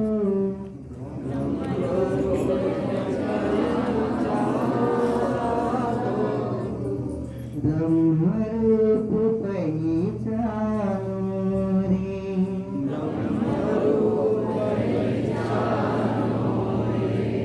ब्रह्मरूप पहचानो साधो,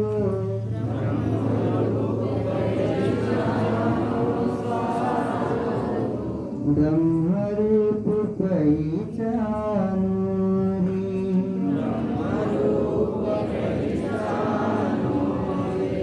कान ब्रह्म नहीं, शब्द ब्रह्म नहीं,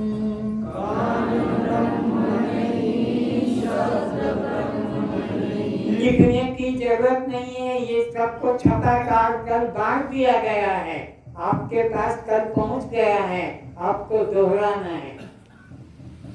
कान नहीं उसे सुनता रे,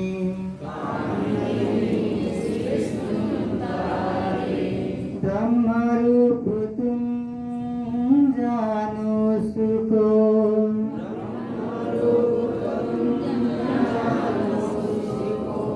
जो कानों से सुनता रे,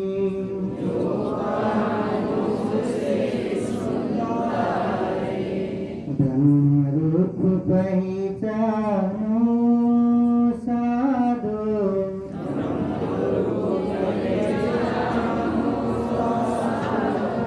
ब्रह्मरूप पहचानो रे,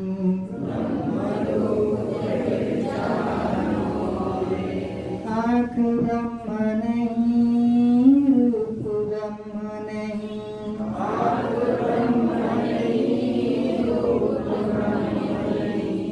आँखों से नहीं दिखता रे,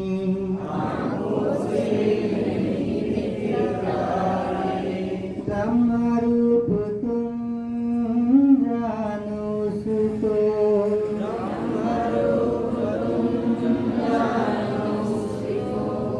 जो आँखों से देखत रे,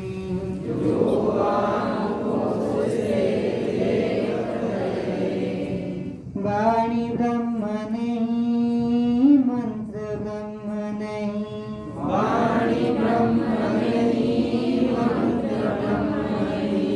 जप करी करी हारे रे,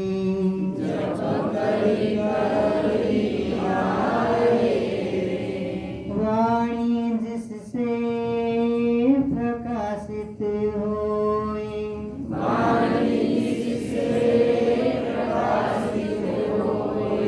ब्रह्म कहावत सोए रे,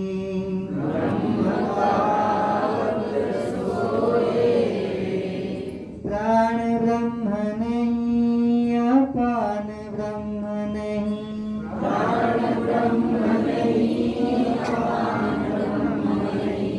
ध्यान समाधि में नहीं आए रे,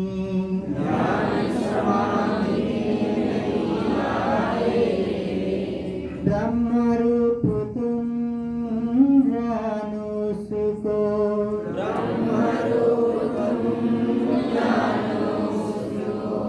जो प्राणों को चलाता रे,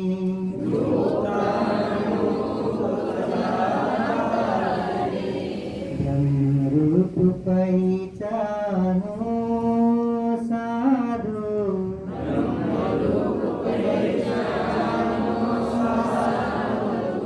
ब्रह्मरूप पहचानो रे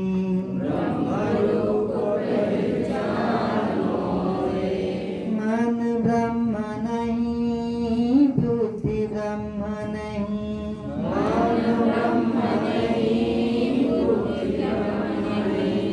करते कल्पना हारे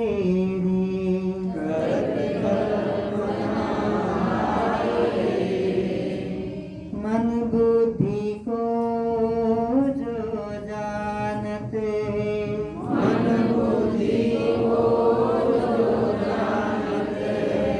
ब्रह्म कहावत सोए रे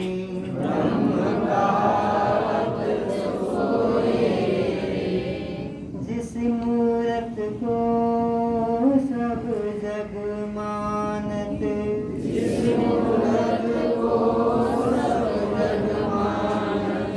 और जिसे ब्रह्म बतावत रे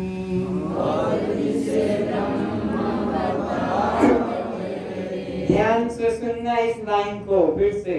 जिस मूरत को सब जग मानत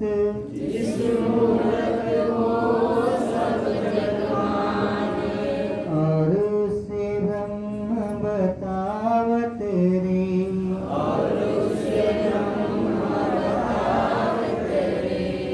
उस मूरत को ब्रह्म न जानो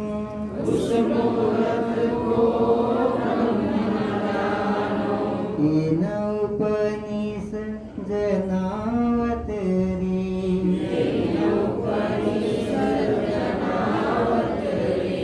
ये केनोपनिषद के 5, 6, 7, 8, 9 श्लोकों में साफ लिखा है कि उसको तुम ब्रह्म मत मानना, जिसको दुनिया आज तक मानती आ रही थी तुम भी मानते हैं, वो ब्रह्म नहीं है, वो ब्रह्म नहीं है। कौन है ब्रह्म? सुनो उसको।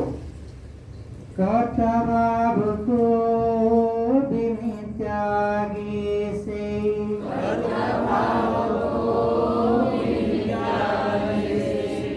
जीव बाब को बिन त्यागे से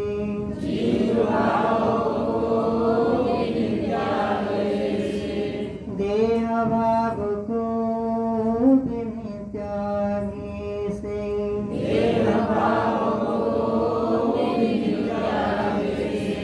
ब्रह्मनिष्ठा नहीं होए रे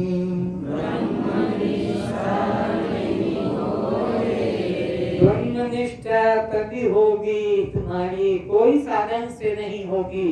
होगी तो देह भाव, कर्ता भाव, जीव भाव, देह भाव, कर्ता भाव और जीव भाव मन से निकालोगे तभी तुम्हारा कल्याण होगा, किसी और साधन से नहीं होगा।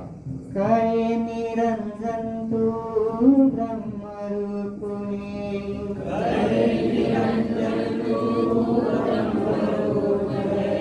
छांदोग्य बतलावे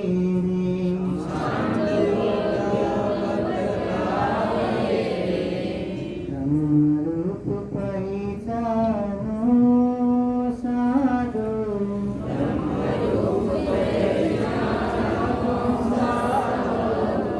ब्रह्मरूप पहचानो रे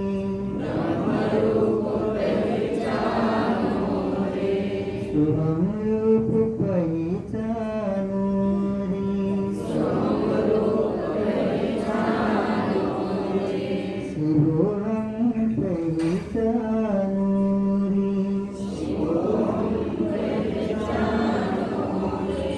अब अंदर नीचे लिख लो, इसी जहाँ लिख रहे थे अहम ब्रह्मास्मि, ये तुम्हारा रूप याद रहेगा। अहम ब्रह्मास्मि ये वेद में बताया है, केनोपनिषद ने बताया है, छांदोग्य उपनिषद ने बताया है। अहम ब्रह्मास्मि जिसका सरल अर्थ है मैं ब्रह्म हूँ। अहम ब्रह्मास्मि ये वेद मंत्र है, इसका सरल अर्थ है मैं ब्रह्म हूँ। दूसरा लिखो अयम आत्मा ब्रह्म, अयम आत्मा ब्रह्म। अयम आत्मा ब्रह्म। यह मैं करके बोलने वाला आत्मा ब्रह्म है। अयम आत्मा ब्रह्म, यह मैं करके बताने वाला आत्मा ब्रह्म है। अयम आत्मा ब्रह्म, यह मैं करके बोलने वाला आत्मा ही ब्रह्म है। तीसरा है कौल को तत्वमसि। तत्वमसि, तत्वमसि वह तू है जिसे बाहर ढूंढ रहा है। वह तू है जिसे बाहर ढूंढ रहा है। वह तू है जिसे बाहर ढूंढ रहा है। कबीर का दोहा लिख लो, कस्तूरी कुंजल बसे, कस्तूरी कुंजल बसे मृग ढूंढे वनमाई। कस्तूरी कुंजल बसे मृग ढूंढे वनमाई। ऐसे प्रभु घट घट बसे, ऐसे ब्रह्म घट घट बसे। मूरख खोज न जाए, मूरख जंगल जाए, मूरख ढूंढ न जाए। वो कस्तूरी लड़की नाभि में है और वो उसकी सुगंध के लिए बाहर भटकता है। वो आनंद ब्रह्म तुम हो और तुम उसके लिए तीर्थ मंदिर में भटकते हो। आज का विषय यही समाप्त करते हैं। कल का विषय बता देते पंच भ्रांति और पंच कोशों से मुक्ति और मैं सच्चिदानंद ब्रह्म हूँ, इसका सबको अनुभव कराया जाएगा। आज इतना ही। मेरे द्वारा जो गलती हो गई हो, भूल हो गई हो, क्षमा करें।